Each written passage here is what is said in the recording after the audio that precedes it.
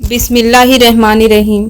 अस्सलामुअलैकुम दोस्तों, आज की इस वीडियो में हम हज़रत मोहम्मद सल्लल्लाहु तआला अलैहि वसल्लम और एक बूढ़ी औरत का वाक़या जानेंगे। तो चलिए दोस्तों, वीडियो को शुरू करते हैं। रहमतों के पैगंबर मोहम्मद सल्लल्लाहु तआला अलैहि वसल्लम ने हर तकलीफ़ को खामोशी से सहा। एक पल के लिए भी अल्लाह के रास्ते पर बुलाने का काम नहीं छोड़ा। उनका ईमान, उनका हौसला पहाड़ से भी ज़्यादा मजबूत था। कितने महान थे वो। इधर वो बुजुर्ग महिला अपने आंगन में बैठी गहरी सांस लेकर खुद से बुदबुदाई, न जाने कभी मेरा उस आदमी से सामना हो गया तो, अगर उस जादूगर ने मुझे भी कोई बात कह दी तो कहीं मेरा दिल भी न बदल जाए। वो सोच में डूबी हुई थी, मोहम्मद नाम के उस इंसान के बारे में जिसके बारे में लोग कहते हैं कि उसकी बातें दिल में उतर जाती है, जिसे एक बार सुन लो तो फिर उससे मुंह मोड़ना मुश्किल हो जाता है। वो खुद से कहने लगी, नहीं, मैं अब इस शहर में नहीं रह सकती। जितनी जल्दी हो सके उतनी जल्दी यहाँ से निकल जाना चाहिए। ठीक उसी वक्त रसूल अल्लाह सल्लल्लाहु तआला अलैहि वसल्लम उस रास्ते से गुजर रहे थे। उन्होंने उस बुजुर्ग महिला को देखा तो रुक गए। उन्होंने महसूस किया कि ये महिला कहीं जाने की तैयारी कर रही है, लेकिन वो बहुत कमज़ोर लग रही थी और उनका सामान भी भारी था। नबी मोहम्मद सल्लल्लाहु तआला अलैहि वसल्लम ने नरमी और मोहब्बत भरी आवाज़ में पूछा, अम्मा जान, आप कहाँ जा रही हैं? बुजुर्ग महिला थोड़ी चौंक गई और बोली, बेटा, मैं इस शहर को छोड़कर जा रही हूँ। यहाँ रहना अब महफूज नहीं रहा। यहाँ एक जादूगर आ गया है जो लोगों के दिलों को अपनी बातों से खींच लेता है। मैं नहीं चाहती कि मेरे साथ भी वही हो। नबी करीम सल्लल्लाहु तआला अलैहि वसल्लम ने सिर झुकाकर उसकी सारी बातें ध्यान से सुनी और बड़े ही सुकून भरे लहजे में बोले, अम्मा जान, क्या मैं आपकी मदद कर सकता हूँ? आपका सामान तो काफ़ी भारी लग रहा है। बुजुर्ग महिला कुछ पल के लिए नबी की तरफ देखते रह गई और सोचने लगी, ये कैसा नौजवान है। आजकल के ज़माने में कोई भी किसी की इतनी फ़िक्र करता है क्या? थोड़ा सोच विचार कर बोली, बेटा, अगर तुम मेरे इन सामानों को मेरे सिर पर रखवा दो तो मेरी बड़ी मदद हो जाएगी। नबी थोड़े आगे बढ़े और सामान उठाने लगे। वाकई में बोझा काफ़ी भारी था। उन्होंने समझ लिया कि इस उम्र में ये महिला इसे उठाकर कहीं जा नहीं सकती। फिर नरमी से बोले, अम्मा जान, आपका बोझा तो वाकई बहुत भारी है और आप भी तो बुजुर्ग हो चुकी हैं। अगर आप इजाज़त दे तो क्या मैं आपको आपके ठिकाने तक पहुंचा दूं? इस बार महिला हैरान रह गई। इतना शरीफ, इतना रहम दिल लड़का। वो एक पल को चुप रह गई, फिर गहरे शुक्र के साथ बोली, बेटा, इससे बढ़कर और क्या मेहरबानी हो सकती है। तब अल्लाह के रसूल सल्लल्लाहु तआला अलैहि वसल्लम ने वो बोझ अपने कंधों पर उठा लिया और धीरे धीरे उस महिला के साथ चलने लगे। महिला थकी हुई थी, हाँफ रही थी, लेकिन बातों का सिलसिला बंद नहीं हुआ। चलते चलते उन्होंने नबी के तरफ देखा और बोली, बेटा, मैं तुझे एक बात बताती हूँ। अगर तू समझदार है तो शहर को छोड़कर चला जा। यहाँ एक बहुत खतरनाक जादूगर आ गया है।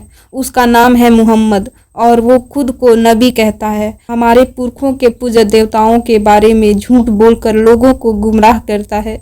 नबी खामोशी से चलते रहे और कोई जवाब नहीं दिया। महिला ने थोड़ी देर सांस ली, फिर दोबारा बोली, उसकी बातों में ऐसे जादू है कि जो एक बार सुन ले वो उसी का होकर रह जाता है। उसकी बातों से लोग इतने मुतासिर हो जाते हैं कि फिर उसे ही मानने लग जाते हैं। न जाने कितने लोग उसके जाल में फंस चुके हैं।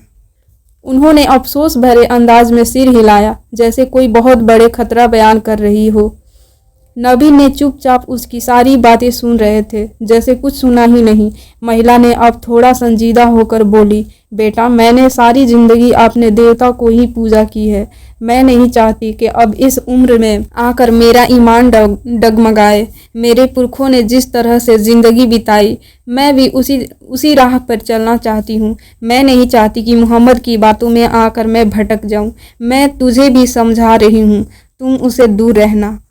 पूरे रास्ते भर वह बुजुर्ग महिला लगातार उस नौजवान से एक ही बात कह रही थी, बेटा, मैं तुम्हें समझा रही हूँ। मोहम्मद नाम का एक आदमी आया है इसी शहर में। वह कहता है कि वह नबी है और क्या क्या नहीं बोलता।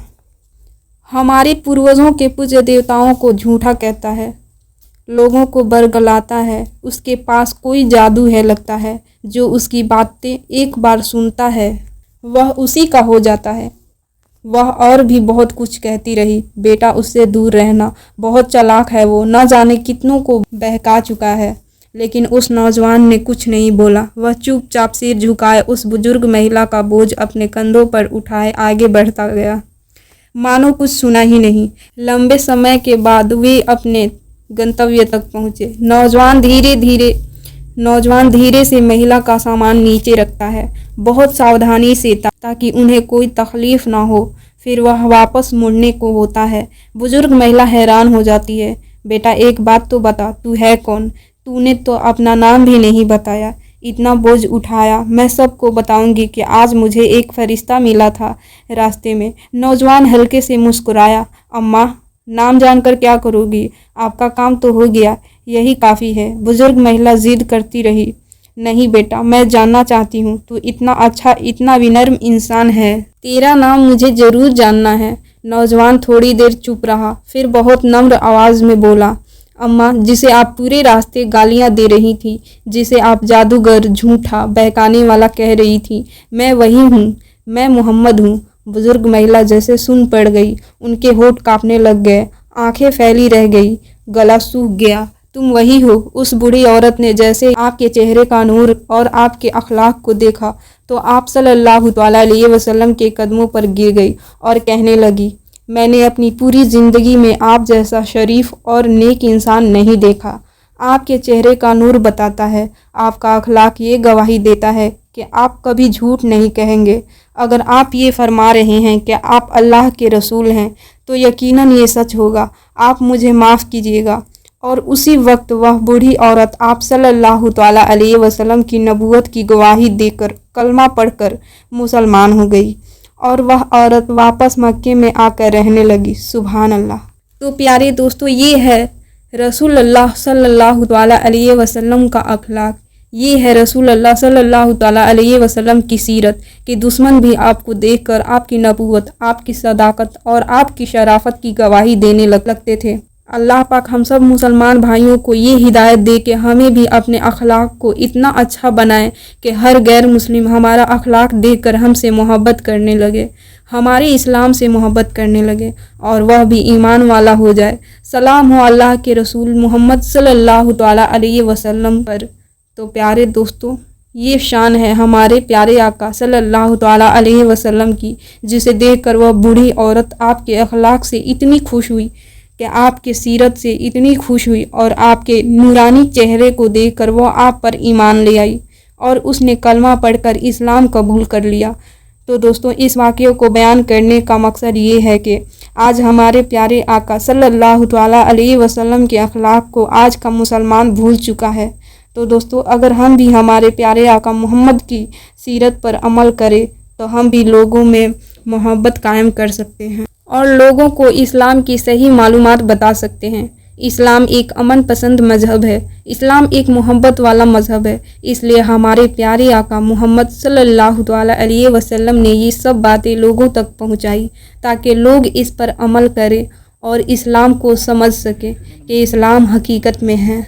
तो दोस्तों, आज का ये वीडियो आप लोगों को कैसा लगा कमेंट में ज़रूर बताएं और हमारे चैनल को सब्सक्राइब करें और मेरे वीडियोज़ को लाइक करें। तो मिलते हैं अगली वीडियो में, जब तक के लिए अल्लाह हाफिज़।